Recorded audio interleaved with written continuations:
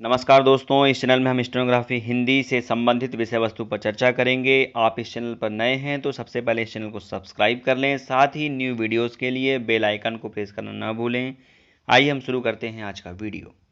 Stenography, जिसे आप short hand के नाम से भी जानते हैं, इसे आशुलिपि भी कहा जाता है। इसका तात्पर्य तीव्र गति लेखन से है, तेजी से लिखने से है। इसके द्वारा वक्ता के शब्दों को उसके बोलने की गति के साथ साथ लिखा जा सकता है, अर्थात उसकी बातों को लिपिबद्ध किया जाता है, और इसी कला को आशुलिपि कहते हैं। इसे हम ज्यामितीय प्रारूपों के द्वारा दर्शाते हैं। इसकी बहुत सी प्रणालियां हैं जिनके माध्यम से हम इसे सीखते हैं, जिनमें मुख्यतः ऋषि प्रणाली, सिंह प्रणाली, विशिष्ट प्रणाली आदि हैं। इन सब का एक ही उद्देश्य होता है कि जो बोलने वाला है, जो वक्ता है, उसकी बातों को उसकी बोलने की गति के साथ तीव्रता से हम लिपिबद्ध कर सकें।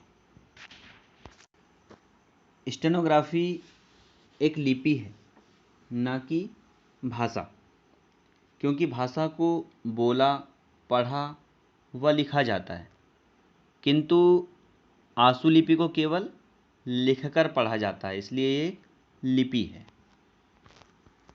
हम इसे इस प्रकार भी कह सकते हैं कि वक्ता को बाधा पहुंचाए बिना ध्वनि लेखन विधि के माध्यम से लिपिबद्ध की जाने वाली लिपि आशुलिपि है। स्पष्ट है कि आशुलिपि वक्ता की गति के अनुसार लिखी जाती है।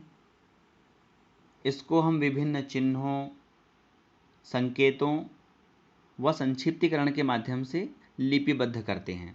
आगे देखते हैं। जैसे अंग्रेजी आशुलिपि का लेखन फोनोग्राफी के आधार पर किया गया है। फोनोग्राफी ध्वनि लेखन विधि है। ठीक इसी प्रकार हिंदी आशुलिपि का लेखन अंग्रेजी आशुलिपि के मूल सिद्धांतों व ध्वनि के माध्यम से किया गया है। हिंदी आशुलिपि के बहुत से रचनाकार हैं जिन्होंने अपने अपने अनुसार इसको नाम दे दिया है, जैसे आशुलिपि, संकेत लिपि, त्वरा लेखन, शीघ्र लिपि, शॉर्ट हैंड, ध्वनि लेखन, स्टेनोग्राफी आदि आदि।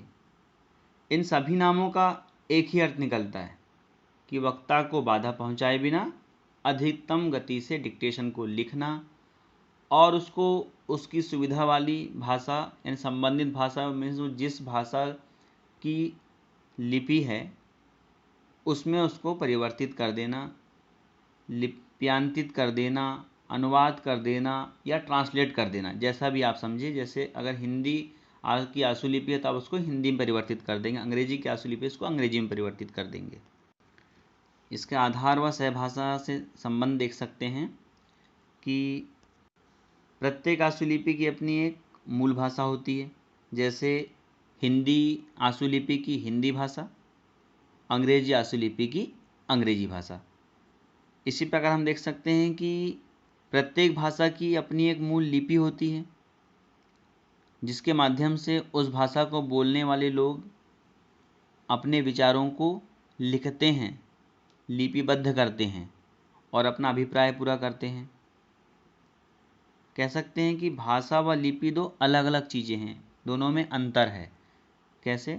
भाषा है जो कि बोली व लिखी जाती है, लिपि केवल लिखी जाती है।